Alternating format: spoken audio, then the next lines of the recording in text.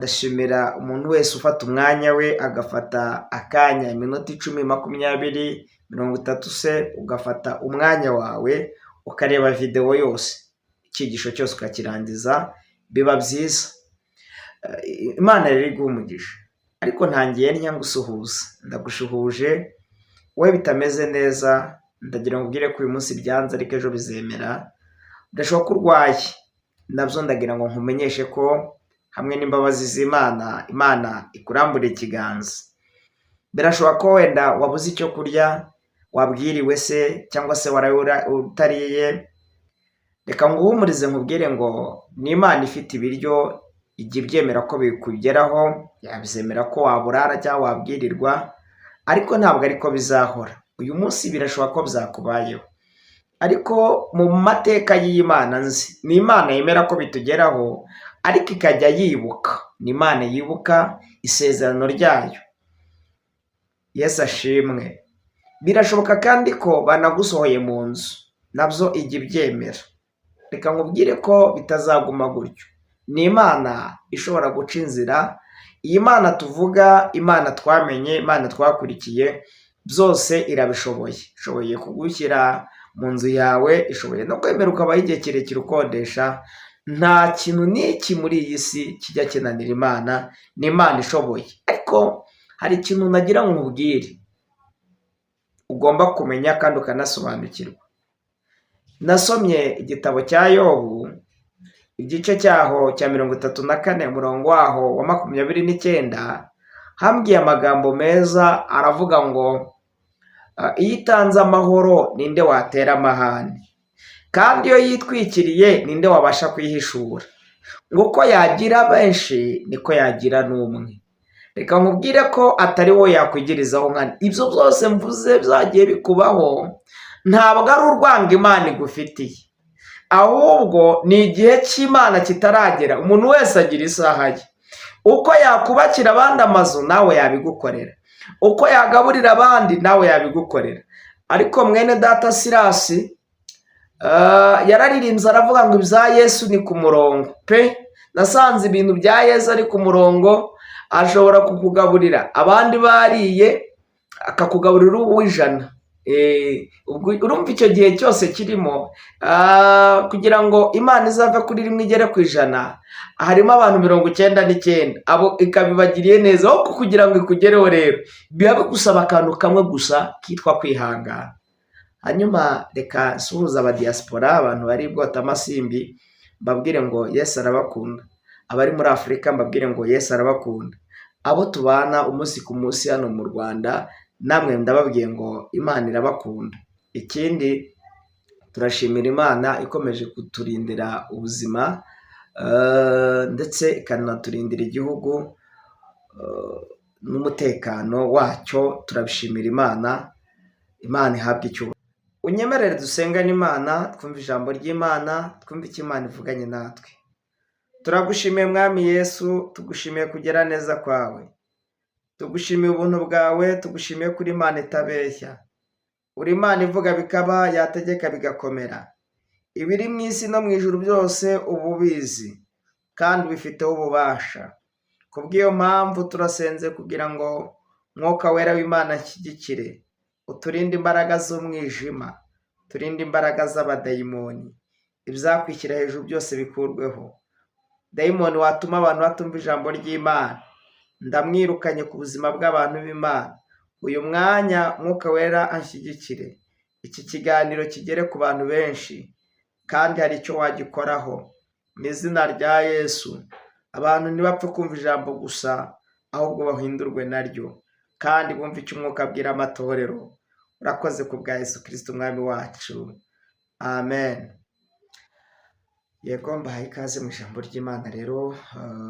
Uyu ni umwanya mwiza w'ijambo ry'Imana. Nabamenyesheje ko cyangwa nababwiye ko tuzatugana ijambo ry'Imana, nta kindi kuri icano ijambo ry'Imana, ubuhamya butandukanye.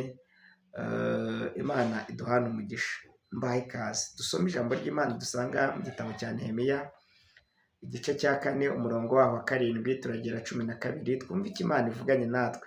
Turaza gusoma kandi mu gitabo cy'Ingoma za mbere cyangwa igitabo cy'ibyo ku ngoma cya mbere, igice cya 19 umurongo w'10 kugera kuri 13. Umwuka wera nabyemera turaza kubabwira n'ahandi turi busome.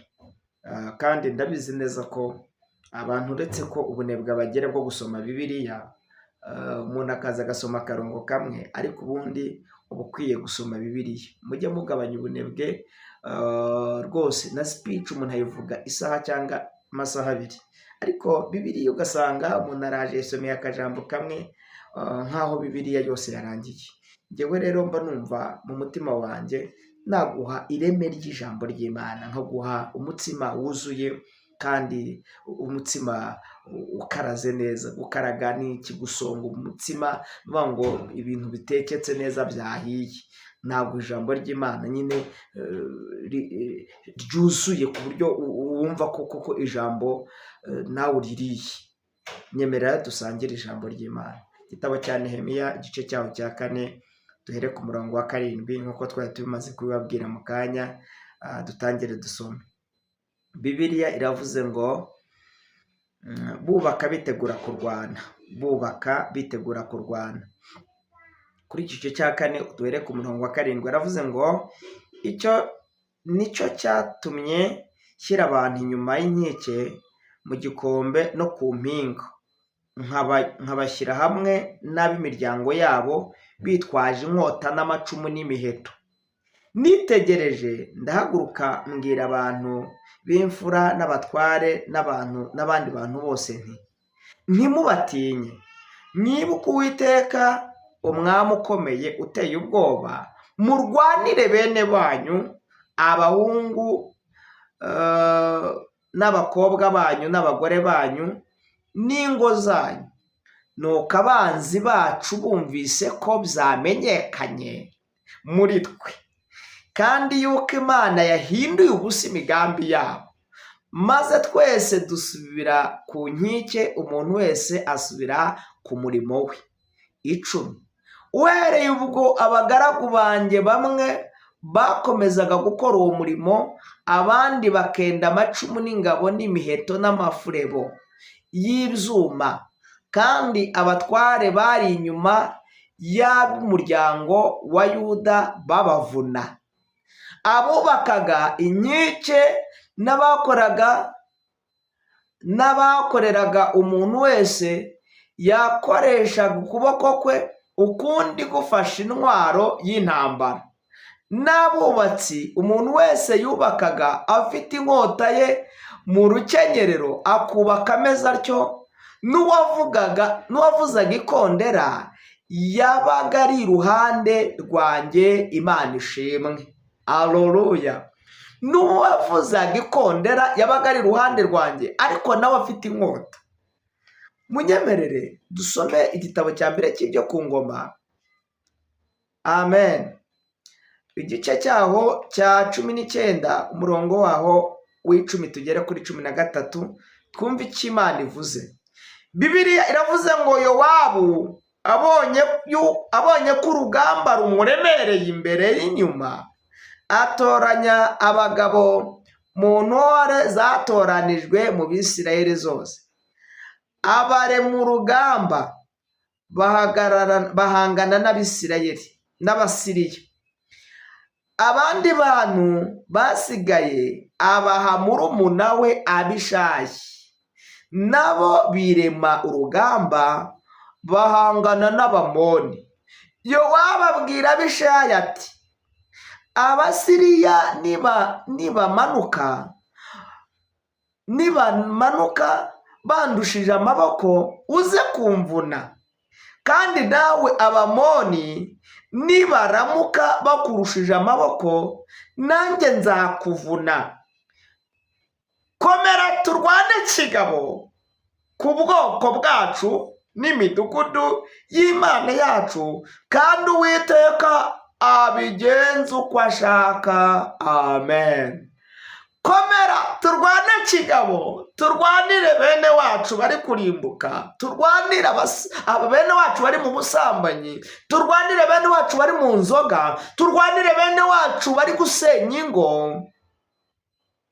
Hari ingo ziri gusenyuka kandi natwe twitwa ko dusenga turi abanyamasengesho tukarebera tukanga gusengera ingo. Komera turwane kigabo, turwanirire igihugu cyacu tugisengere.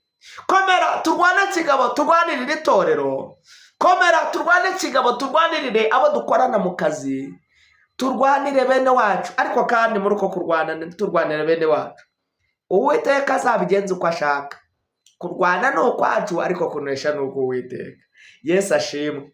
Munyemere dusoreze mu gitabo cya mbere cya Samweli igice cya 24 umurongo wa 5. Haravuze ngo 24 umurongo wa 5, maze abantu ba Dawidi baramubwira bati, uyu munsi Uwiteka yakubwiraga ati, nzakugabiza umwanzi wawe, uzamugenza uko ushaka.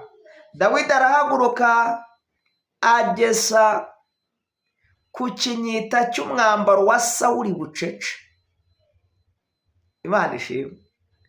Hanyuma Dawidi agira umutima umuhana kuko yageshe ku mwambaro wa Sawuli. Abwira abantu bati, Uwiteka ndinde kugenzanya umwami wanjye. Uwiteka yimikishije amavuta, ngahangana kumuramburaho ukuboko kwanjye, kandi ari Uwiteka yimikishije amavuta. Imana nitugirire neza. Bibiliya ivuze amagambo meza, itubwiye buryo ki Abisirayeli bagiye bahura n'urugamba. Ariko mu guhura n'urugamba, mu ntambara z'Abisirayeli bagiye barwana zose, nta kindi cyabashobozaga ni ukureba doke baremaga icyo bita inteko, bakihuza bakishyira hamwe bakarwana urugamba ariko bishyize hamwe. Muri iyi minsi tugira ikibazo cy'abantu benshi bavuga ko basenga ariko ari ba nyamwigendaho. Umuntu adashaka gushyira hamwe na mwene se, akumva nimba ari umuhanuzi azajya ahanura wenyine, ntashaka gukora umurimo w'Imana. Akumva nimba afite ijambo ry'Imana muri we, ntashaka kurisangiza bene se. Akumva ngo ibyo afite ntiyabibwira bene se. Ariko ntabwo byari bikwiye. Abisirayeli kimwe mu bintu byagiye bibashoboza kunesha, kuko Abisirayeli barwanye hagati y'Abisirayeli n'Abamoni. Iyi ntambara yari ikomeye. Ndaza kuvuga n'iyindi. Abisirayeli bari kurwana, bari kurwana ku cyubahiro cy'Imana, kuko i Yerusalemu hari hamaze kuba amatongo. Bashaka kongera kugarura icyubahiro cy'Imana, ariko iki cyubahiro bashaka kugarura baza guhura n'abanzi babo, abo bita ba Sanibalati na Tobiya na ba Geshemu, abanzi b'Abayuda, plutôt b'Abisirayeli, batifuzaga yuko umurimo w'Imana wakorwa. Ariko umugabo w'umwubatsi, Nehemiya ubundi yari umwubatsi. Mu mateka y'abubatsi bubatse i Yerusalemu harimo ba Ezira, ba Nehemiya n'abandi bagiye bubaka bafatikanyije. N'Abayuda burya bari mu rugamba rwo kubaka, ariko Yuda hari aho yageze acika intege, atangira kunebegesha abantu. Noneho kunebesha abantu rero, Nehemiya abibonye ahita atangira abwira abantu ati, nimwiyungemo imbaraga, ntimureba ko tumeze nabi, ku Yerusalemu habaye amatongo. Arababwira ngo nimureke twiyungemo imbaraga kugira ngo twongere tugire icyo dukora ku murimo w'Imana. Yesu ashimwe. Dusomye amagambo y'Imana atari makeya, nanone atari menshi cyane bikabije. Izi nkuru za Nehemiya n'aba bubatsi bari kubaka i Yerusalemu bari bazi ko urugamba bariho rutaboroheye. Bari bazi ko iyi proje bafite yo kongera kugarura icyubahiro cy'Imana, kuko cyari cyaramaze kunyagwa. Urusengero rwa Yerusalemu rwa rero, ubwo umwami bitaga Aritazeruzi, umwami wari uyoboye i Babuloni, amutumaho aramubwira ngo ndagushaka, nkeneye yuko uza i Babuloni ngo mwoherereze inzandiko. Nehemiya ava i Yerusalemu ngo arahaguruka ajya kwitaba umwami Aritazeruzi. agezeyo inzu y'Imana ayisiga mu biganza by'uwo bita Eliyashibu, ngo ahita acudika n'abanzi b'Abisirayeli aribo Sanbalati na Tobiya na Geshemu, ngo barangije bahita binjira mu nzu y'Imana, ngo bakuraho amaturo bakajya bagera n'aho kera babikaga amaturo n'ishangi n'icyome. Ngo bibabaza Nehemiya cyane, ahita asaba urwandiko umwami ngo asubire i Yerusalemu, ngo amenye icyaha Eliyashibu yakoze, ngo acudika agakundana n'abanzi b'Abisirayeli. Kuko inzu y'Imana bari bamaze kuyihindura, bari bamaze kuyangiza, barasenye icyotero, barasenye inzu y'Imana, amaturo barayatwaye, barasahuye inzu y'Imana. Donc hari ibintu bakoze mu nzu y'Imana, inzu y'Imana yaramaze kwangirika. Nehemiya ngo aragaruka, ngo asohora ibintu by'inzu, ngo asohora ngo ibintu ngo byari ibya Batobiya bari baramaze guhindanya ubuturo bw'Imana. Ngo ahita ategeka ko bongera kweza ubuturo bw'Imana, arongera ngo ashyiraho itegeko rivuga ngo twongere dutunganye inzu y'Imana. Ngo bari kubaka inzu y'Imana rero, ubwo i Yerusalemu hari haramaze kuba amatongo barahasenye, abwira abantu ngo mureke twireme inteko, kuko uru rugamba turiho ntabwo ari urwacu, rurakomeye. Ategeka abantu gufata amacumu, bagafata ibyo bita ibihosho, bagafata imiheto, bagafata inkota. Ndashaka kuvuga ikintu cyitwa ku nkota cyonyine, nicyo ndi buvugeho. Buri Mwisirayeli wubakaga, wazanaga itafari arihereje umwubatsi, Bibiliya yavuze ngo uko bubakaga babaga bafite inkota, buri muntu wese ngo afite intwaro yicana ku itako rye, kuko babaga bazi ko urugamba bariho nta mikino bafite. Rwari urugamba ruremereye, ariko barokore mu minsi y'imperuka bari kuzana utuntu tw'imikino, wagira ngo wabaga afite inkota ku itako rye, yubakaga ariko afite n'intwaro. Uko uhereje itafari akatereza itafari ariko udafite intwaro, kuko bari bazi ko urugamba atari urwabo. Urugamba bari bazi ko atari urwabo, byatumaga umuntu wese ashyigikira mwene se.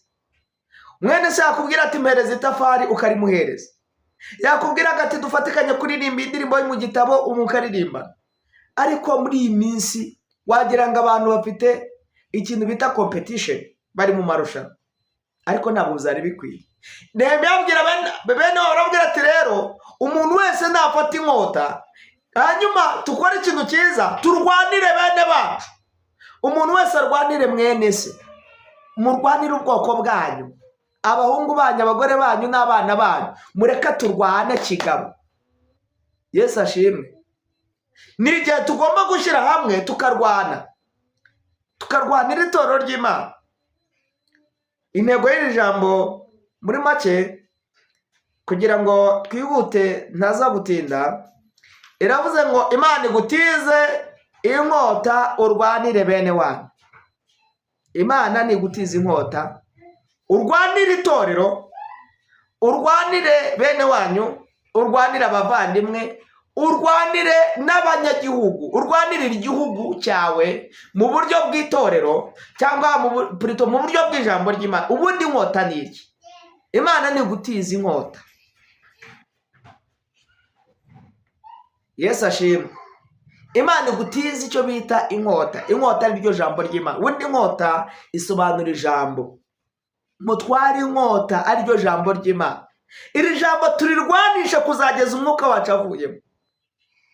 Shitani ari kurwana amanywa nijoro. Ngo shitani azerera nk'intare ashaka uwacocomera. Kandi uku kurwana kwa shitani, arwana ijoro n'amanywa, arwana umuhenerezo. N'ikimenyimenyi uzareba ukuntu ibyaha byiyongereye mu gihugu, urebe ibyaha ukuntu byiyongereye ku isi, urebe no mu itorero ry'Imana harimo ibyaha. Ntabwo ari ugupfa gukora ibyaha gusa, haba hari izindi mbaraga ziri kurwanya abantu b'Imana kugira ngo barusheho gukora ibyaha.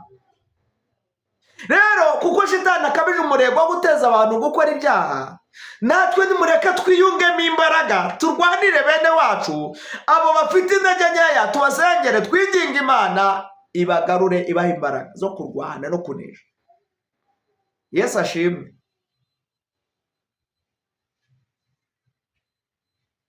Intambara yabaye hagati y'Abisirayeli n'Abamowabu ndetse n'Abamoni. Reka mvuga kuri iyi ntambara yari iyobowe n'umugabo witwa Yowabu. Yowabu yagiraga mwene wabo murumuna we witwaga Abishayi. Uyu Abishayi nawe yari umukuru w'ingabo ndetse Yowabu. Noneho muri uru rugamba uko bari kurwana, bararwanaga buri muntu wese afite inkota. Ngo Abisirayeli uko barwanaga mu gutera, uko biremaga inteko, n'Abamowabu nabo babaga baremye inteko yo kugira ngo barwanye Abisirayeli. Kandi si Abamowabu gusa, si Abamoni gusa, hajemo n'abandi bitwa Abasiriya. Noneho Yowabu abwira Abishayi, aramubwira ati rero Abishayi, ndabizi urugamba ntabwo ari urwacu, rurakomeye, ndetse amaboko yacu ntafite imbaraga uretse Imana yadutiza amaboko. Noneho wowe rwana n'Abasiriya, umanuka urwane n'Abasiriya, jyewe nanjye ndagenda ndwane n'Abamoni. None Abasiriya nibajya kukurusha amaboko, jyewe nzagutiza amaboko, nzaza ngutiza amaboko, nzaza kukuvuna. Kukuvuna ni iki? Nudoka ni ukumuha umusada mu buryo bwa gisirikare. Iyo ingabo ziri ku rugamba bakabona abo bita icyo bita umusada, ziriya ngabo ntishobora gutsindwa kuko zabonye icyo bita abunganiza, abaheripaza, icyo bita umusada. Imana iguha umuntu uguha umusada. Birashoboka ko amasengesho yawe ari makeya, ariko Imana iguha umusada kanaka gusengere. Imana iguha umuntu ugusengera, ukuzirikana mu buzima bwa buri munsi. Pere spirituel, umuntu papa wawe mu buryo bw'umwuka, umusapozazi, umuntu ugufasha. Umugabo witwa Yowabu abwira Abishayi, aramubwira ngo rero Abishayi murumuna wanjye, manuka ujya kurwanya Abasiriya, nibaramuka bakujusha amaboko nzaza kukuvuna, ariko nanjye Abamoni nibandusha imbaraga nawe uzaza umvune. Kandi hari ikintu ngusabye, reka turwane kigabo. Haleluya! Nahashaka ko dusoreza. Reka turwane kigabo, hanyuma turwanire bene wacu. Turwane kigabo. Murokore, reka turwane kigabo. Pastor, reka turwane kigabo. Mwarimu, reka turwane kigabo. Baririmbyi, mureke turwane kigabo. Turwanire bene wacu bari kurimbuka, turwanire bene wacu basubiye mu byaha, turwanire bene wacu bari gukora ibyaha, turwanire bene wacu. Hari ibintu bitanu nshaka ko turwanya aka kanya, nshaka ko turwanya. Turwanire bene wacu, ariko bene wacu ntabwo ari abo dusengana gusa, n'igihugu cyacu ni bene wacu. Bene wacu ni igihugu cyacu, nato tukirwanire. Dukozemo imbaraga mbi, twirukane imyuka y'abanzi baturwanya. Turwanire igihugu cyacu, turwanire bene wacu bari mu mahanga. Ubara bene wacu bari gufungwa, ntabwo tubizi, ntabwo nzi uko bimeze, ariko hari bene wacu bari mu mahanga aka kanya bashobora kuba binjiye muri gereza kubera akarengane. Turwanire bene wacu. Mwagiye mubyumva, hari akarengane kagenda kaba ku banyarwanda batandukanye, ukumva ngo amaduka yabo bayatwitse. Mu minsi yashize murabizi hari abafungirwaga Uganda, murabyibutse mwebwe. Turwanire bene wacu bari mu mahanga. Hari abari muri Amerika, hari umubyeyi umwe yabyutse amabagara arambwira ati birakomeye, ubu ngubu hariho imikwabo bari kugenda bafata abantu ngo badafite ibyangombwa, n'abafite ibyangombwa rimwe na rimwe barabarenganya. Turwanire bene wacu. Munyemere turwane kigabo. Yesu ashimwe. Turwane kigabo, turwanire bene wacu. Bibiliya ivuze iki? Iravuze ngo Yowabu abwira Abishayi, aramubwira ngo mureke turwane kigabo, turwanire bene wacu, ariko Uwiteka azabigenza uko ashaka. Kurwana ni ukwacu, hanyuma kunesha ni uko Uwiteka. dore ibintu bitanu rero nshaka kudusengera kandi tukarwanya. Icya mbere, ndashaka ko turwanya umwuka wateye abantu b'Imana, umwuka witwa ubusambanyi. Ubusambanyi buraza kugendana n'ubutinganyi. Abantu ntabwo bakisambana gusa, birenze umwuka w'ubusambanyi, ahubwo ugeze ku butinganyi. Abantu bari gutingana, umugabo ku mugabo, umugore ku mugore. Uyu mwuka ndashaka ko tuwurwanya, tukarwanira bene wacu. Icyo ni icya mbere. Icya kabiri, ndarwanya umwuka w'ubukene. Mu bantu b'Imana hari umwuka w'ubukene. Izi mbaraga z'ubukene turazirwanya. Icya gatatu, ushaka ko dusenga tugasenya ndetse tukarwanya umwuka witwa imitekerereze mibi, bad thinking, ibitekerezo bibi, tekereza nabi. Umuntu ugasanga atekereje kwiyahura kubera ibibazo n'iki. Ejo bundi mwaramwumvise ngo ni umufana wa Rayon Sport, ibitekerezo bye byari low kugeza ku rwego afata icyemezo ngo nuko ikipe yatsinzwe ariyahura. Ibyo ni ibitekerezo bibi shitani azana mu bantu b'Imana. Kumva ko waburaye, wabwiriwe, cyangwa se umugabo yakwirukanye, cyangwa se wakoze divorce ukumva ko wakwiyambura ubuzima. Ibyo ni ibitekerezo bibi shitani azana mu bantu, nabyo turabirwanya. Ndashaka kurwanya kandi umwuka w'inzoga. Abantu barushijeho gusinda, uyu mwuka w'inzoga turawurwanya. Ikindi, ndarwanya umwuka w'inzangano. Umuntu afite urwangano mu mutima we, abantu ntibakundana, bene wacu ntidukundanye, abo dusengana ntibukundanye, abo tugendana ntidukundana. Uyu mwuka w'urwangano ndawurwanya mu izina rya Yesu. Undi mwuka mubi ukomeye, umwuka w'ishyari. Umwuka w'ishyari, nta muntu yifuza ko watera imbere. Uyu mwuka turawurwanya mu izina rya Yesu. Umuntu arakubona wiyambariye neza ati kanaka abayeho gute. Mu minsi yashize hari umuntu ugeze kumbaza ati ese utewo bimeze bite, ubundi wowe habari zako, ubayeho uturya iki, bigenda bite? Kuko ubona ubwabyo gusa egari ishyari. Hari abantu baba bifuza ko ubuzima bwawe bwose bwaba hasi yabo. Uyu mwuka w'ishyari ndawurwanya mu izina rya Yesu. Mumundire mvuga kuri icyo kintu Dawidi yakoze cyiza. Dawidi yagombaga guhemukira uwo bita Sawuli. Muzi intambara ya Sawuli na Dawidi. Sawuli ashaka kwica Dawidi, ariko Imana ikajya igenda irokora Dawidi. Umunsi umwe rero Dawidi ubwo yari yahunze Sawuli, Bibiliya iravuze ngo Dawidi yibuka ijambo rikomeye, aravuga ngo biragatsindwa. Rero ndashaka ko ngiye gukubita izi mbaraga turwane. Imana iguha inkota, igutiza inkota. Ubu tugiye gufata inkota yacu turwane. Tugiye kurwanya ibi bintu bitanu cyangwa bitandatu. Tugiye kurwanya umwuka w'ubusambanyi wateye abanyetorero, wateye igihugu mu izina rya Yesu. Uyu mwuka wateye abantu b'Imana, umuntu akaba muri korari umusambanyi, ari umujura, ari umwicanyi, ari umugome.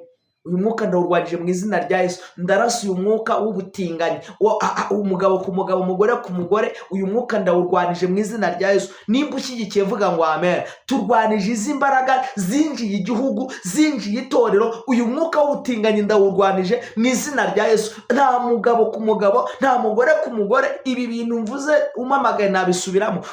Uyu mwuka ndawurwanije mu izina rya Yesu. Ndawusenye mu mbaraga z'Imana, mu budahangarwa Imana yamaye. Ndaneta uyu mwuka w'ubutinganyi mu bantu b'Imana, mu gihugu. Ndawirukanye, ndawusenye, ndawuvugiriza induru mu izina rya Yesu. Uyu mwuka ndawirukanye, ndawusenye. Ntabwo ibi ni amahano. Ndawirukanye mu kwizera. Fasha tuwuvume, fasha dukomere uyu mwuka w'ubutinganyi. Nta mugabo ku mugabo, nta mugore ku mugore. Ibi nibyo shitani yazanye, ariko biravuze ngo mufate inkota, aricyo jambo ry'Imana. Turwanire bene wacu, turwanire igihugu, turwanire abakobwa bacu, turwanire abakungu bacu. Ntabwo ibi bintu bibaho. Uyu ni umwuka waturutse ikuzimu. Turawurwanije, turawirukanye, turawusenye completely, tuwukuyeho mu kwizera mu izina rya Yesu. Kabiri, turwanye umwuka witwa imitekerereze mibi. Abantu bamaze gupfa mu mitekerereze. Twirukanye umwuka w'imitekerereze mibi. umwuka wo kwiyahura, umwuka wo kwereka ko bitagishoboka, umwuka wo kurara ku matelefone, abantu bareba amaporunogarafi, bareba ibifilimi bipfuye. Mu izina rya Yesu, iyo mitekerereze turahindura imitekerereze, intekerezo zipfuye. Wa mukobwa turagarura ibitekerezo byawe, wa mubyeyi we, wa mupapa we, turahindura ibitekerezo byawe mu izina rya Yesu, turagarura ibitekerezo bizima. Please, mu izina rya Yesu duhamagaye Imana ifite imbaraga ihindura ibitekerezo by'abantu b'Imana. Gatatu, turarwanya iki kintu cyitwa inzangano mu bantu b'Imana. Uru rwangano shitani yabivuze, abantu bakaba badakundana, bagasenga ariko badakundana. Uyu mwuka ndawirukanye, umwuka w'urwango, umwuka w'urwango ndawunetareje mu izina rya Yesu. Umwuka w'ubwicanyi, umwuka wo kudakunda mwene so, umwuka wo kurobanura ku butoni, umwuka ndawirukanye mu izina rya Yesu, yaba mu gihugu, yaba no mu rwego rw'itorero ry'Imana. Banyamasengesho, twirukanye umwuka witwa inzangano mu bantu b'Imana. Kane, gatanu, umwuka w'ishyari. Uyu mwuka w'ishyari, yemwe bantu bagira ishyari, Imana iravuze ngo mwirinde iri shyari. Ndirukana uyu mwuka w'ishyari no mu bagitubazi, ugasanga mwene so nimba yabonye views nyinshi, ukabona ishyari rirakuzuye, mwene so yakwiyambarira neza, mwene so yabaye mu nzu nziza, yewe wowe ukigira ishyari ntabwo uzajya mu bwami bw'Imana. Umuntu kurwanya kubera umwuka w'ishyari, uwo ari we wese, yaba ushaka ari umukire ari umukene, uwo ari we wese urwanya abantu b'Imana nta juru uzajyamo. Nimba ugifite ishyari, umuntu yakwigisha ati kanaka yigishije neza, ishyari rikakuzura, ugashaka umuntu agiye kugusebya kubera ishyari. Mu izina rya Yesu ndakubwira ko utazigera ujya mu bwami bw'Imana. Uwo mwuka w'ishyari nutawihana, Imana izakujyana mu muriro nutihana ishyari. Iri shyari ni ribi. Imana ikurinde umwuka w'ishyari. Ndwanije ishyari mu izina rya Yesu. Ndwanije aba banyeshyari batifuza ko umuntu yatera imbere. Ndwanije aba banyeshyari batifuza ko umuntu hari icyo yageraho. Aba bantu bagira ishyari, ndarwanya umwuka w'ishyari mu izina rya Yesu. Imana ibahe umugisha. Turagushimiye Mwami kubw'ijambo ryawe. Turwasenze, turwaniye bene wacu.